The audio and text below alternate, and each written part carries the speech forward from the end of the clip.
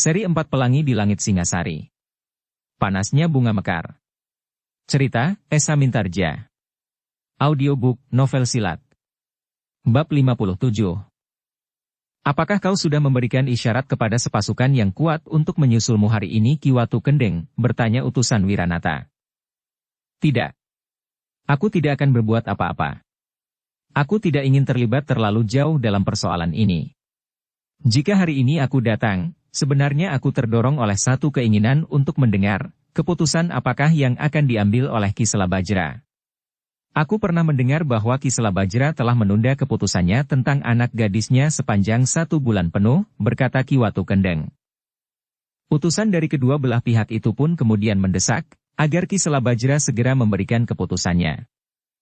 Kisanak, berkata Ki Selabajra, sesudah 1 bulan aku berpikir, ternyata aku masih belum dapat menemukan jalan yang paling baik yang dapat aku tempuh. Jangan mempermainkan kami, geram utusan Wiranata, kami sudah bersabar 1 bulan. Kau tahu, apakah artinya 1 bulan bagi kami dan bagi Wiranata? Ya. Aku tahu, desis Ki Selabajra, itulah sebabnya aku ingin menentukan satu cara yang paling baik. Cepat. Kenapa kau sengaja memperlambat persoalan? Kau menunggu sepasukan prajurit dari Singasari, utusan Marwantaka hampir berteriak. Kisanak, berkata Ki Selabajra kemudian, akhirnya aku memang memilih satu jalan yang paling baik. Meskipun agak deksura, seolah-olah aku menganggap anakku terlalu penting, tetapi cara itulah yang aku kira paling jujur. Sayembara tanding, utusan Wiranata berteriak. Ya. Sayembara tanding, jawab Ki Selabajra. Gila, geram utusan Marwantaka, permainan apalagi yang sedang kau lakukan? Apakah kau kira Wiranata pernah berlatih ilmu kanuragan? Tetapi utusan Wiranata yang sudah mengetahui persiapan Wiranata pun menyahut, jangan kau sangka, bahwa karena Wiranata bukan anak padepokan, maka ia tidak memiliki kemampuan olah kanuragan. Tetapi bukan karena kami merasa cemas untuk mempertahankan tekad Wiranata untuk mengambil Ken Padmi, namun cara sayembara tanding adalah cara yang jantan. Namun jika dikehendaki, maka kami pun tidak segan melakukan perang terbuka berhadapan dengan siapapun. Dengan padepokan Marwantaka atau dengan padepokan Kenanga sekaligus. Tunggu, potong Ki Selabajra, jika aku mengatakan sayembara tanding bukan maksudku bahwa Angger Marwantaka harus bertanding melawan Angger Wiranata di arena. Jadi bagaimana, desak utusan Marwantaka, kedua belah pihak harus memilih seseorang untuk mewakilinya. Juga tidak, jawab Ki Selabajra, karena itu dengarlah baik-baik. Aku tidak akan pernah sampai kepada penjelasan yang terinci. Bukan salahku jika waktunya selalu tertunda-tunda. Katakan, cepat, utusan Wiranata membentak. Baiklah. Dengarlah. Yang aku maksudkan dengan sayembara tanding adalah siapa yang dapat mengalahkan Ken Padmi di arena, maka ia akan menjadi suaminya. Gila, hampir berbareng orang-orang yang berada di pendapa itu berdesis. Sementara itu utusan Marwantaka menyahut, jadi waktu yang sebulan ini dipergunakan oleh Ken Padmi untuk memperdalam ilmunya. Ki Selabajra termangu-mangu sejenak. Ternyata ada juga orang yang dapat langsung meraba kenyataan itu. Namun orang itu berkata selanjutnya, tetapi kau keliru Ki Selabajra. Apakah artinya waktu 1 bulan bagi seorang gadis seperti Ken Padmi? Meskipun ia memang memiliki dasar olah kanuragan, tetapi yang 1 bulan itu tentu tidak akan berarti apa-apa. Sebaiknya bukan Ken Padmi yang harus masuk arena, tetapi Ki Selabajra sendiri. Siapa yang dapat mengalahkan Ki Selabajra, ialah yang dapat mengambil anak gadisnya. Karena jika Ki Selabajra saja tidak mampu mempertahankan diri, apakah artinya Ken Padmi bagi anak-anak muda yang sudah siap melakukan apa saja? Tetapi karena Ken Padmi yang akan menjalani, biarlah ia yang memasuki arena, jawab Ki Selabajra. Pengecut, desis utusan Marwantaka, kenapa tidak Ki Selabajra saja mengumumkan sayembara tanding sampai mati? Siapa yang dapat membunuh Ki Selabajra, ia adalah orang yang berhak mengambil Ken Padmi. Kenapa kau sebut-sebut sampai mati? Soalnya bukan karena dendam atau berhutang pati. Soalnya adalah justru menjelang satu masa yang berbahagia dalam kehidupan seseorang, jawab Ki Selabajra. Tetapi permainan ini adalah permainan yang gila, geram utusan Wiranata, kenapa tidak perang tanding antara kedua orang yang sedang berebut gadis itu saja? Perang tanding sampai mati. Dalam pada itu, utusan Marwantaka pun telah tersinggung pula. sehingga hampir berteriak. Ia berkata, "Bagus." Kedua orang anak muda itu dapat bertanding sampai salah seorang di antara mereka mati di arena. Kiselabaja menarik nafas dalam-dalam. Katanya kemudian, "Jangan menyebut-nyebut kematian. Justru kita sedang memilih seseorang bagi tujuan yang mengandung kegembiraan dan seperti yang sudah aku katakan menjelang satu masa yang berbahagia bagi seseorang." "Tetapi usaha ini sia-sia," berkata utusan Marwantaka, "bagaimana jika orang yang pertama memasuki arena dapat mengalahkannya? Apakah dengan demikian hak orang kedua hilang begitu saja, sehingga orang yang pertama saja yang berhak?" "Tidak. Keduanya harus mendapat kesempatan yang sama," jawab Kiselabaja. "Jadi kalau orang pertama itu menang," desak utusan Marwantaka, "ya kedua tetap dilangsungkan. Jika menang pula, maka akan diambil kebijaksanaan menurut Ken Padmi sendiri," jawab Kiselabaja. "Padepokan ini memang pantas dihancurkan menjadi debu. Tetapi biarlah Kiselabaja mencoba permainan gilanya ini," geram utusan Wiranata. "Jika sudah jelas bagi kalian," berkata Kiselabaja tanpa menanggapi kata-kata utusan Wiranata itu, "hari ini lewat tengah hari sayembara itu dapat diselenggarakan. Kalian dapat kembali dan menyampaikan keputusan ini kepada kedua anak muda itu. Sementara aku dan para cantrik akan menyiapkan arena." Para utusan itu tidak perlu mendengar keterangan ulangan. Mereka pun segera meninggalkan padepokan itu kembali untuk menyampaikan keputusan Kiselabaja. Dalam para itu, Kiselabaja pun telah menyiapkan arena untuk perang tanding. Waktunya masih cukup panjang sampai lewat tengah hari, sementara para utusan itu berpacu kembali ke rumah masing-masing. "Tetapi Kiselabaja harus bersiap menghadapi segala kemungkinan," berkata Ki Watu Kendeng, "nampaknya persiapannya tidak terlalu sederhana. Soalnya tidak akan terhenti sampai salah seorang atau keduanya dapat dikalahkan oleh Ken Padmi." Kiselabaja mengangguk-angguk. Katanya dengan nada berat, perang tanding itu nampaknya memang tidak akan menyelesaikan persoalannya. Tetapi dengan demikian, Ken Padmi akan dapat membuat kejutan bagi keduanya. Nampaknya keduanya harus berpikir ulang jika mereka akan melakukan kekerasan. Jika Ken Padmi dapat memiliki ilmu yang cukup tinggi, bukankah padepokan ini akan dapat mereka anggap sebuah padepokan yang kuat? Ki Watu Kendeng mengangguk-angguk. Desisnya, "Di sini ada dua orang cantrik tua dari Watu Kendeng." Mahisa Agni dan Witantra tersenyum. Meskipun demikian, mereka pun menjadi berdebar-debar. Bukan karena mereka cemas menghadapi kemarahan orang-orang yang kecewa, tetapi justru sebaliknya. Apakah keduanya harus berbuat sesuatu terhadap mereka itu? Sementara itu, arena pun telah siap di halaman depan padepokan Kenanga. Sebuah gawar serat nana sudah dipasang mengitarinya. Sayembara tanding akan dilakukan di dalam gawar serat. Menjelang tengah hari, iring-iringan pertama telah memasuki padepokan. Mereka adalah Wiranata dengan para pengikutnya, lengkap dengan segala macam senjata yang ada pada mereka. Kiselabaja menjadi berdebar-debar. Ia mengerti bahwa orang-orang itu adalah orang-orang upahan. Jika mereka mendapat upah yang cukup, maka tingkah laku mereka akan sangat berbahaya. Karena itulah, maka Kiselabaja pun diam-diam telah menyiapkan kekuatan yang ada di padepokan Kenanga meskipun tidak semata-mata, tetapi para cantrik telah menyiapkan senjata mereka dijumpai yang mudah mereka cepat. Sementara itu, mereka harus menjadi tuan rumah yang ramah dan tidak menimbulkan prasangka buruk. Beberapa saat kemudian, maka iring-iringan kedua pun memasuki padepokan itu pula.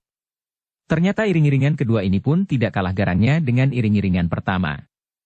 Marwantaka telah datang dengan beberapa orang kawannya dan kawan-kawan lain yang sekedar ingin melibatkan diri ke dalam keributan justru karena mereka merasa berilmu.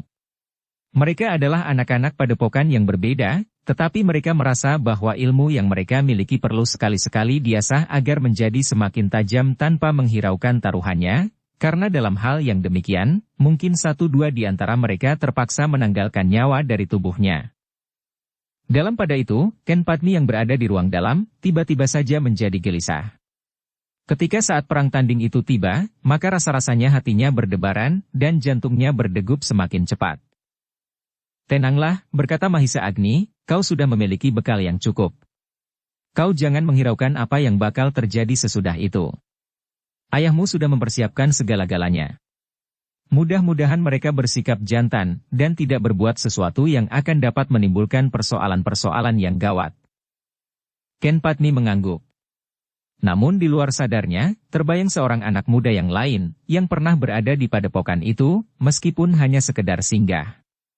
Namun yang ternyata telah meninggalkan kesan yang tidak dapat disisihkannya dari sudut hatinya. Aku tidak peduli lagi, tiba-tiba saja Ken Padmi menggeram. Dalam pada itu, maka semua persiapan pun telah selesai. Marwantaka sendiri tampil sambil berkata lantang, apakah kita menunggu matahari tenggelam? Ayo, siapa yang akan memasuki arena? Aku tidak sabar lagi. Tetapi ternyata kedua anak muda itu masing-masing ingin memasuki arena lebih dahulu. Baik Marwantaka maupun Wiranata ingin tampil di arena untuk yang pertama. Namun justru karena itu, maka Ki Selabajra telah mengambil suatu kebijaksanaan. Sambil melemparkan sehelai daun ke udara ia berkata, jika daun itu jatuh tertelungkup, maka Angger Marwantaka lah yang akan tampil lebih dahulu. Jika sebaliknya, maka Angger Wiranata akan turun lebih dahulu ke arena. Ternyata selembar daun itu jatuh menelentang, setangga karena itu, maka Wiranata lah yang akan tampil lebih dahulu di arena. Sambil tertawa Wiranata berkata, terima kasih kesempatan ini. Sebenarnya aku ingin bentuk sayembara tanding yang lain, yang barangkali lebih menarik. Tetapi jika hal inilah yang dikehendaki, maka aku tidak berkeberatan. Baiklah, sahut Ki Selabajra, aku minta dari masing-masing pihak satu orang yang akan menjadi saksi di arena ini. Sementara dari padepokan ini akan turun 3 orang saksi bersama aku sendiri. Baik. Tetapi jangan terlalu banyak bicara. Aku akan mulai dengan sayembara tanding ini, geram Wiranata.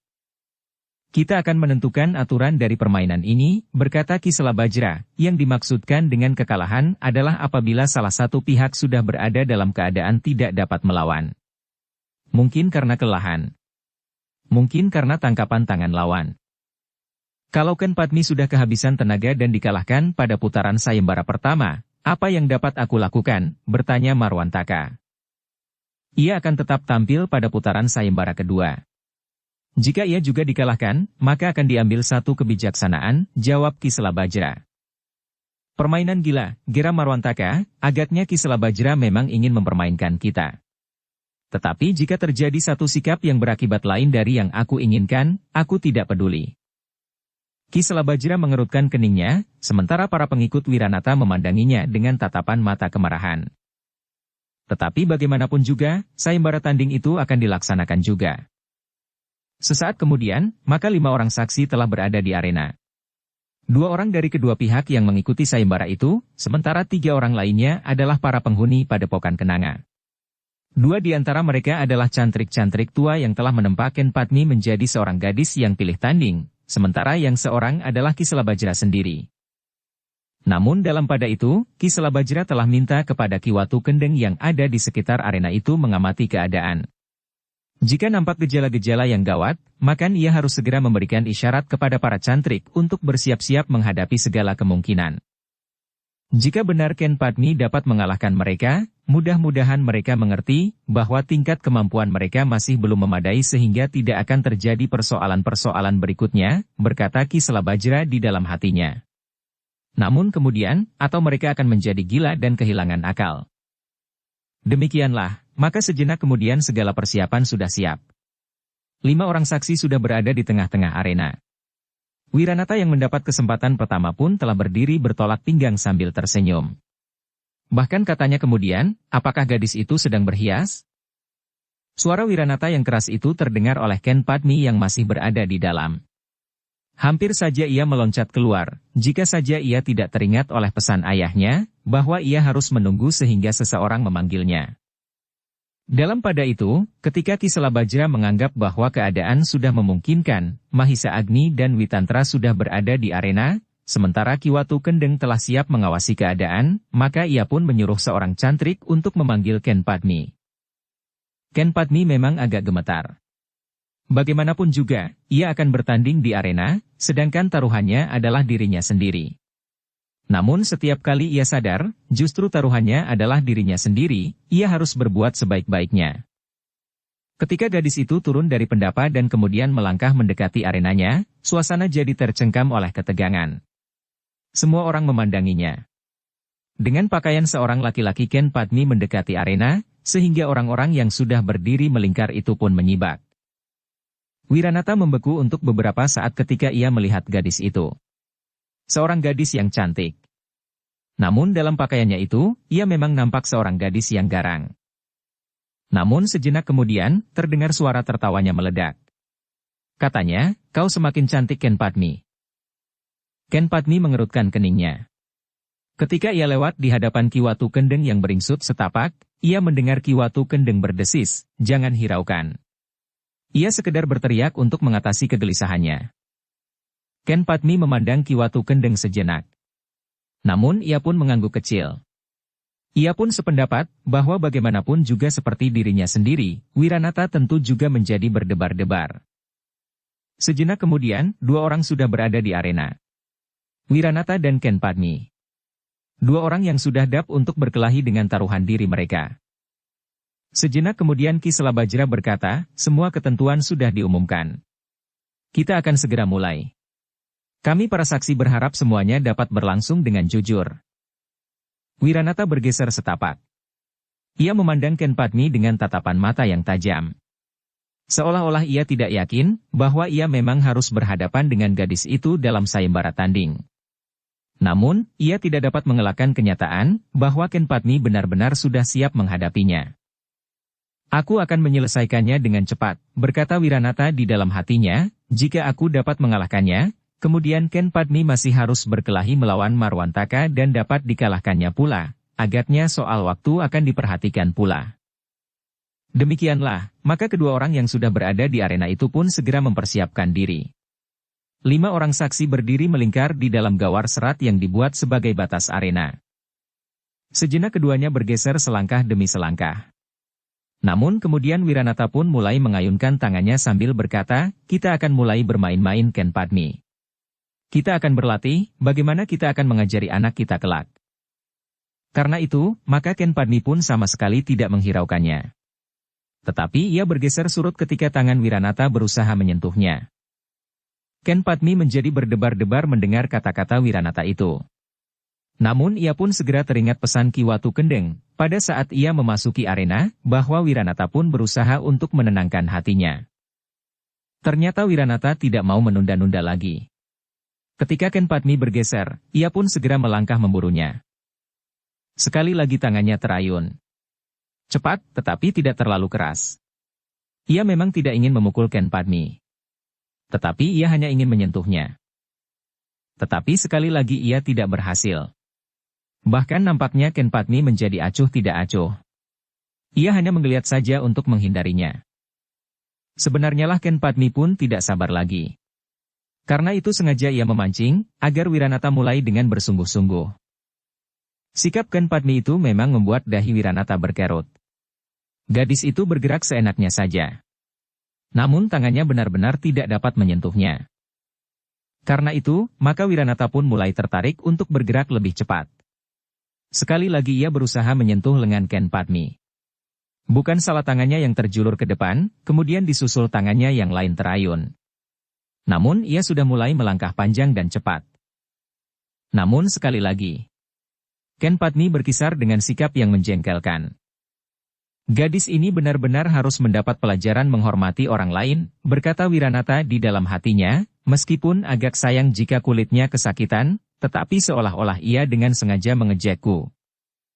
Dengan demikian, maka Wiranata mulai bersungguh-sungguh. Ia mulai bergerak dengan cepat untuk memotong langkah Ken Padmi. Tetapi ternyata Ken Padmi pun bergerak semakin cepat pula. Tangan Wiranata yang terayun-ayun sama sekali tidak berhasil menyentuhnya, meskipun Wiranata kemudian berusaha untuk benar-benar mengenainya. "Bukan main," desis Wiranata di dalam hatinya, "apakah ia memaksa aku untuk bersungguh-sungguh sebagaimana aku berkelahi sebenarnya?" Tetapi lambat laun, memang tidak ada pilihan lain bagi Wiranata. Ketika tangannya terayun ke pundak Ken Padmi, gadis itu sempat mengelak. Bahkan dengan sisi telapak tangannya Ken Padmi telah memukul tangan Wiranata yang tidak menyentuhnya itu.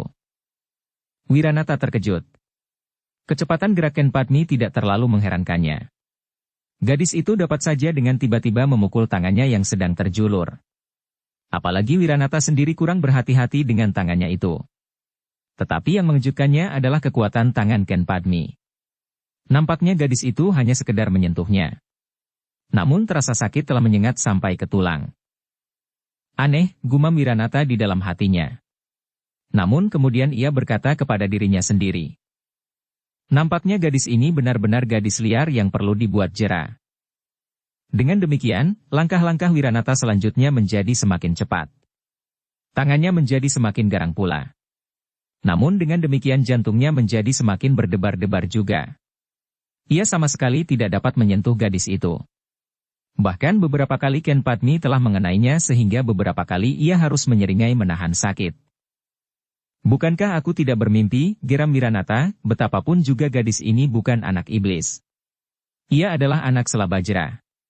Bahkan melawan Selabajra pun aku tidak gentar. Namun pada perkelahian berikutnya, bukan tangannya yang mengenai gadis itu.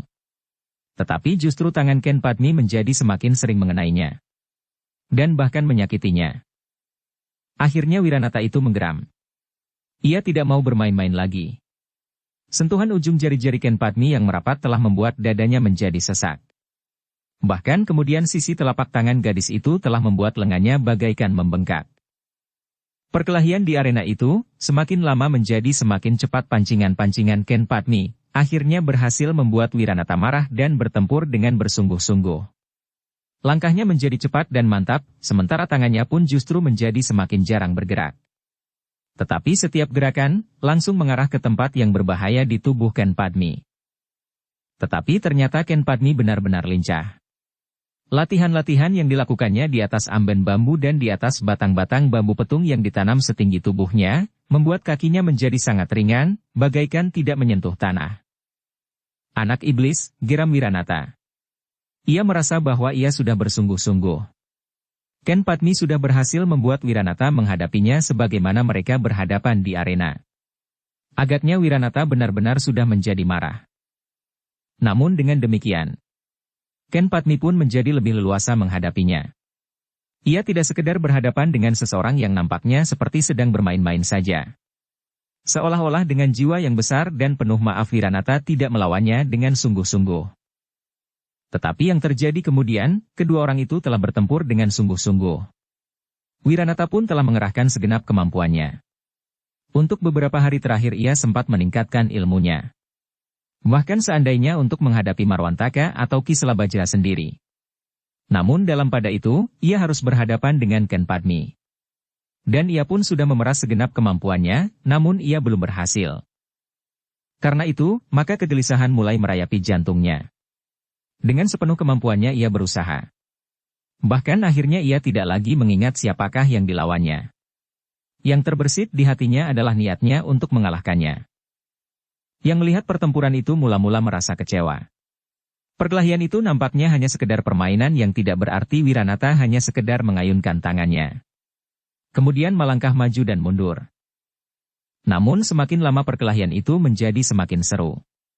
Masing-masing mulai meningkatkan ilmunya, sehingga akhirnya Wiranata telah mengerahkan segenap kemampuannya. Marwantaka mula-mula tersenyum melihat tingkah laku Wiranata. Seolah-olah Wiranata tidak menyadari apa yang sedang terjadi. Namun semakin lama kening Marwantaka pun berkerut semakin dalam.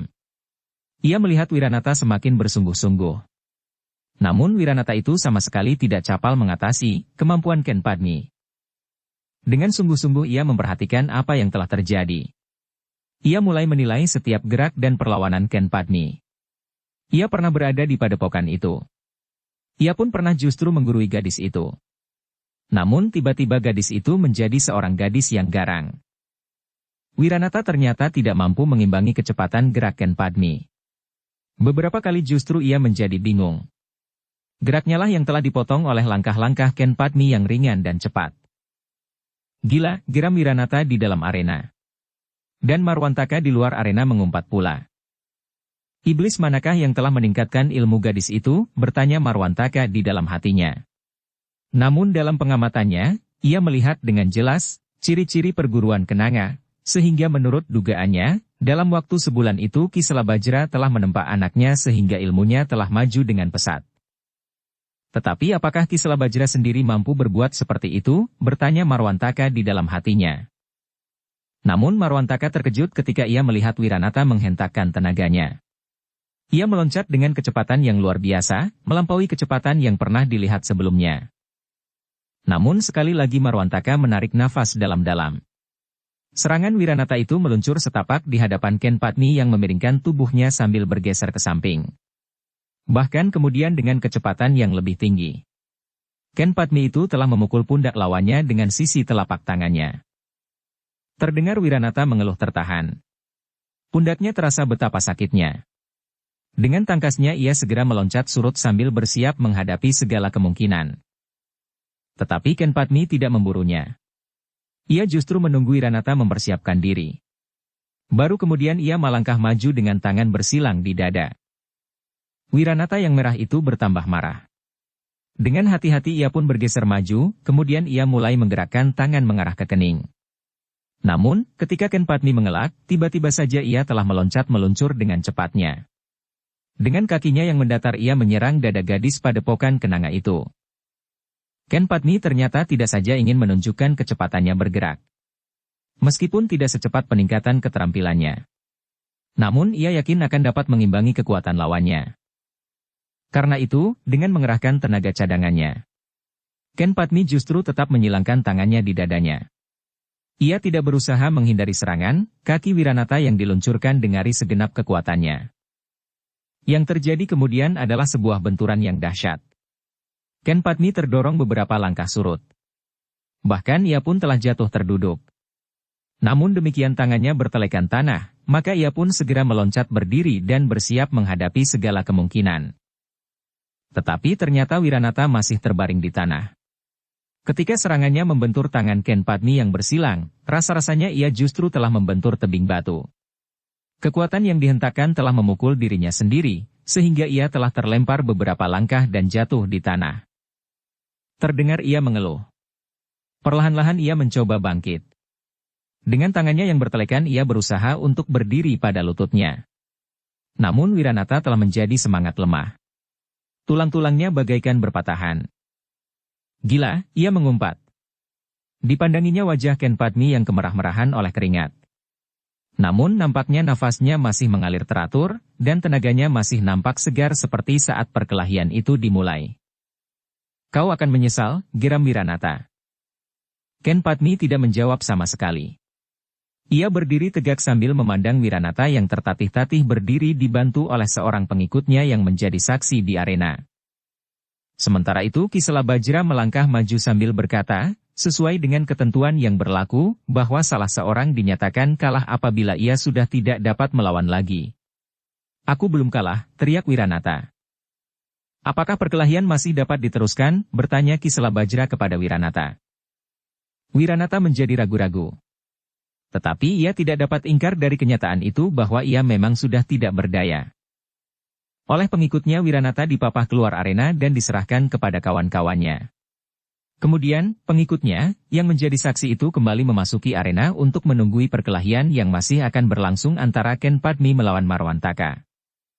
Dalam pada itu, Marwantaka yang telah menyaksikan apa yang terjadi di arena menjadi berdebar-debar.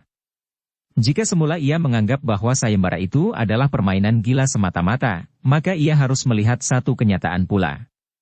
Wiranata telah dikalahkan. Benar-benar dikalahkan. Bukan sekedar permainan dan bukan karena kelengahan Wiranata, karena pada saat-saat terakhir Wiranata telah benar-benar mengerahkan kemampuannya. Tetapi Marwantaka masih mempunyai kepercayaan kepada diri sendiri, ia merasa bahwa ia memiliki kelebihan dari Wiranata, meskipun ia tidak begitu yakin, kelebihan apakah sebenarnya yang ada padanya itu. Sejenak kemudian, maka Kisela Bajra pun telah memanggil orang kedua yang akan memasuki arena. Silahkan, berkata Kisela Bajra, masih ada seorang lagi yang akan memasuki arena perkelahian. Marwantaka melangkah maju. Meskipun jantungnya menjadi berdebar-debar, tetapi ia berusaha untuk bersikap tenang. Katanya kemudian ketika ia sudah berdiri di pinggir arena, beri kesempatan gadis itu beristirahat. Tidak perlu, tiba-tiba saja Ken Padmi menjawab. Marwantaka memandanginya sejenak. Kemudian ia pun tersenyum sambil berkata, aku pernah tinggal di padepokan ini. Aku tahu kemampuanmu, dan kau pun mengetahui kemampuanku. Apakah kita masih akan bertempur di arena? Mungkin waktu itu kita saling mengetahui. Tetapi waktu itu sudah berlalu. Dan aku sudah melupakannya. Aku pun sudah lupa betapa tingkat kemampuanmu, jawab Ken Padmi. Wajah Marwantaka menjadi merah. Nampaknya Ken Padmi sudah yakin benar akan dirinya. Sehingga karena itu, maka Marwantaka pun telah merasa tersinggung karenanya. Tetapi ia masih tetap menyadari keadaannya. Bahkan ia masih menjawab sambil tertawa, kau membuat aku marah anak manis. Kemarahan memang dapat membaurkan perhitungan. Dan kau berusaha berbuat demikian, sehingga aku tidak akan dapat melawanmu dengan perhitungan yang bening. Tetapi tanggapan Ken Padmi pun cukup mendebarkan. Seolah-olah ia tidak menghiraukan jawaban Marwantaka. Katanya, aku sudah letih menunggu. Silahkan jika niat itu masih dilanjutkan. Rasa-rasanya telinga Marwantaka tersentuh bara. Namun ia masih tetap tersenyum sambil berkata, baiklah. Seorang gadis yang manis kadang-kadang tidak dapat ditunda lagi jika sudah timbul niatnya untuk berbuat sesuatu. Marilah. Aku sudah siap. Wajah Ken Padmilah yang kemudian menjadi merah tetapi ia berusaha untuk tetap tenang. Ia selalu teringat kepada pesan Ki Walu Kendeng saat ia memasuki arena, bahwa lawan-lawannya itu pun tentu berusaha untuk mengatasi gejolak perasaannya. Sejenak kemudian, keduanya telah bersiap di arena. Marwantaka tidak mau mengulangi kesalahan Wiranata, bahwa ia menganggap gadis itu tidak memiliki kemampuan untuk mengimbangi ilmunya. Karena itu, sejak langkahnya yang pertama, Marwantaka elah berhati-hati. Ia berusaha untuk mempergunakan pengamatannya sebagai bahan untuk mempersiapkan perlawanannya. Karena itu, maka ia pun merasa beruntung bahwa ia memasuki arena pada giliran yang kemudian. Sejenak kemudian, Ken Padmi sudah bergeser. Setapak ia mendekat. Namun tangannya sudah bersiaga untuk menghadapi setiap kemungkinan. Nampaknya Marwantaka tidak sabar lagi. Ia mulai dengan serangannya meskipun belum menentukan. Namun dengan demikian ia sudah memancing gerakan-gerakan selanjutnya, sehingga perkelahian itu pun segera meningkat menjadi semakin seru. Keduanya tidak banyak membuang waktu untuk menjajaki kemampuan lawannya. Sebenarnya lah Ken Padmi sudah dapat mengetahui tingkat ilmu lawannya ketika anak muda itu berada di padepokan Kenanga. Waktu itu, kekosongan hatinya membuatnya agak dekat dengan Marwantaka. Ia tidak menolak ketika Marwantaka menawarkan diri untuk memberikan tuntunan kepadanya untuk meningkatkan ilmunya. Namun akhirnya Ken Padmi sadar bahwa anak muda itu tidak sesuai di hatinya. Apalagi setelah Marwantaka dan ayahnya, Ki Selabajra bersentuhan dengan orang yang bernama Ki Dukut Pakering. Demikian ayahnya kembali ke padepokan, setelah Ki Dukut gagal mempergunakan tenaga para pemimpin beberapa padepokan, maka ia mendapat lebih banyak penjelasan tentang sikap anak muda yang bernama Marwantaka itu. Dalam pada itu, Marwantaka pun benar-benar menjadi heran, bahwa tingkat kemampuan Ken Padmi benar sudah menjadi jauh lebih tinggi. Gadis itu mampu bergerak cepat sekali, seolah-olah ia sudah berhasil mengatasi berat tubuhnya sendiri. Bahkan dalam pertempuran yang cepat, gadis itu nampaknya bagaikan melayang-layang tanpa menyentuh tanah. Pertempuran itu pun semayan lama menjadi semakin sengit. Namun ternyata bahwa Marwantaka harus menghadapi kenyataan, bahwa kemampuan Ken Padmi sudah jauh di atas kemampuannya. Kecepatan geraknya, kekuatannya, ketahanan tubuhnya, tidak lagi dapat diimbanginya. Meskipun sekali-sekali tangannya berhasil mengenai tubuh gadis itu, tetapi seolah-olah Ken Padmi sama sekali tidak merasanya.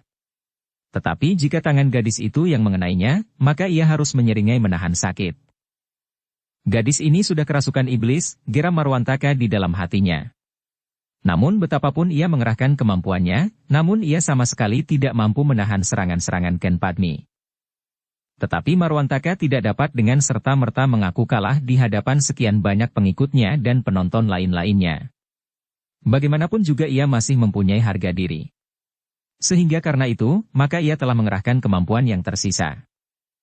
Namun dengan demikian, maka kekuatannya bagaikan terkuras habis. Serangan-serangannya sudah tidak mengarah lagi, dan setiap benturan telah mendorongnya sehingga beberapa kali ia telah jatuh berguling di tanah. Meskipun demikian Marwantaka tidak mau mengakui kemenangan lawannya. Ia berpegang bahwa kekalahan ditandai oleh kenyataan bahwa salah satu pihak sudah tidak mampu melawan lagi. Karena itu, maka selama ia masih sempat dan mampu bergerak, ia masih berusaha untuk menunjukkan sikap bahwa ia masih dapat melawan. Tetapi, kemampuannya akhirnya sampai kepada batasnya. Ken Padmi yang menjadi jemu itu akhirnya memutuskan untuk menghentikan perlawanan Marwantaka. Sebagaimana juga Wiranata, maka akhirnya, Ken Padmi pun terpaksa menghentikan perlawanan Marwantaka dengan satu hentakan, sehingga Marwantaka yang sudah lemah sekali, sama sekali tidak mampu lagi bertahan ketika sebuah pukulan yang dilontarkan oleh Ken Padmi, meskipun tidak dengan sekuat tenaganya, mengenai dadanya. Marwantaka terdorong surut. Kemudian ia pun terhuyung-huyung beberapa saat. Tetapi ia tidak berhasil mempertahankan keseimbangannya, sehingga akhirnya ia jatuh terlentang. Marwantaka tidak berhasil untuk bangkit. Ia mencoba menggeliat. Namun matanya menjadi berkunang-kunang. Tetapi ia tidak menjadi pingsan. Meskipun demikian, ia benar-benar tidak mampu lagi untuk bangkit dan melawan. Karena itu, maka Ki Selabajra pun kemudian berkata, kali ini pun ternyata, bahwa orang kedua yang memasuki arena tidak mampu mengalahkan Ken Padmi. Karena itu maka masalahnya sudah pasti. Apa yang selama ini merupakan teka-teki, hari ini agaknya sudah terjawab. Marwantaka yang ditolong oleh beberapa orang kawannya dan kemudian membawa menepi, menggeretakkan giginya. Tetapi rasa-rasanya tulangnya bagaikan berpatahan. Dalam pada itu, Ki Selabajra pun berkata, ternyata bahwa kita semuanya adalah laki-laki jantan yang berpegang pada watak seorang laki-laki. Kita menghormati perjanjian dan ketentuan yang sudah dibuat. Sayembara ini merupakan jawaban dari kemelut yang terjadi selama ini. Marilah kita akhiri segalanya yang membuat kita selalu dibakar oleh api kebencian, dendam dan cemburu. Tidak ada jawaban. Namun tiba-tiba saja Wiranata yang sudah sempat beristirahat dan mencoba memperbaiki pernafasannya itu pun bangkit. Tanpa berkata sepatah pun ia telah membawa para pengikutnya meninggalkan halaman padepokan itu. Wajah Ki Selabajra menjadi tegang. Nampaknya, sayembara yang diselenggarakan itu bukan akhir dari ketegangan yang pada saat terakhir telah membakar padepokan itu.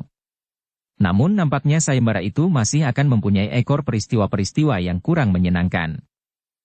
Sepeninggal Wiranata dengan kawan-kawannya, ternyata Marwantaka yang masih sangat lemah pun berkata, jangan menyangka kemenangan ini akan memberikan kebanggaan kepada kalian. Ki Selabajra tidak menyahut. Dipandanginya saja Marwantaka yang meninggalkan halaman itu pula bersama para pengikutnya. Sepeninggal mereka, Ki Selabajra berdiri tegak di tangan arena. Di sebelahnya berdiri Mahisa Agni dan Witantra. Sementara Ki Watu Kendeng pun mendekatinya sambil berdesis, nampaknya mereka tidak ikhlas menerima kekalahan mereka. Ki Selabajra mengangguk-angguk. Katanya, mungkin mereka masih akan memberikan tekanan-tekanan kepada padepokan ini. Namun dalam pada itu, Ken Padmi pun berkata, tetapi mereka tidak akan menganggap kita sebagai anak-anak lagi ayah. Anak-anak yang dapat ditakut-takuti dengan seekor tikus kecil. Tetapi kini mereka harus memperhitungkan segala-galanya dengan cermat. Ki Selabajra mengangguk-angguk. Jawabnya, mudah-mudahan. Mudah-mudahan mereka tidak akan membuat kesulitan-kesulitan baru. Tetapi kita tidak boleh melepaskan kewaspadaan, berkata Ki Watu Kendeng, bahkan aku pun telah ikut diancam pula oleh kedua belah pihak.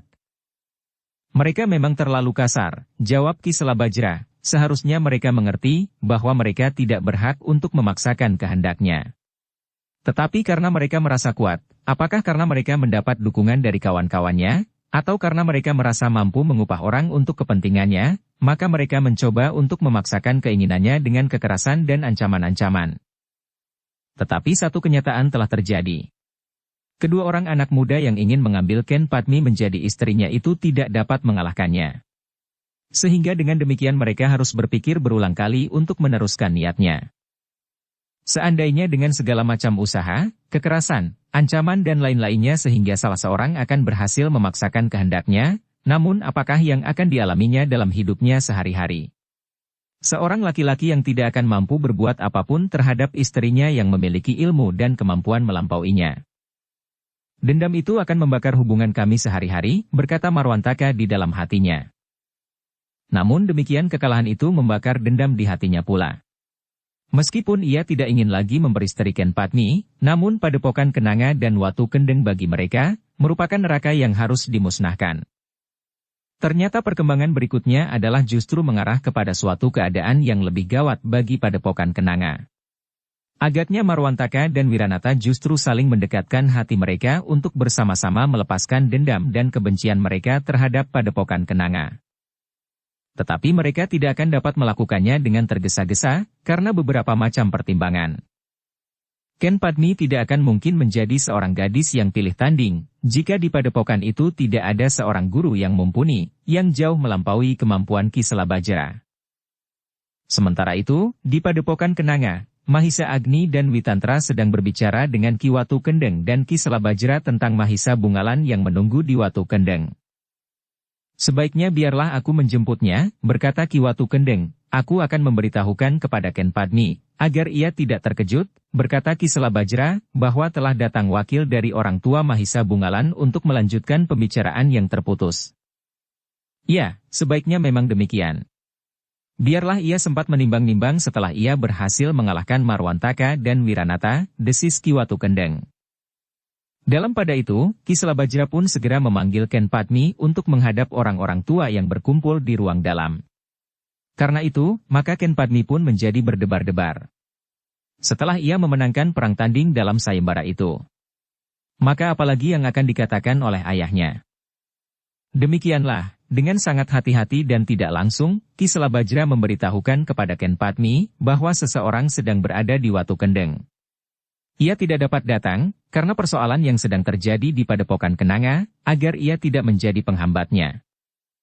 Wajah Ken Padmi menjadi tegang.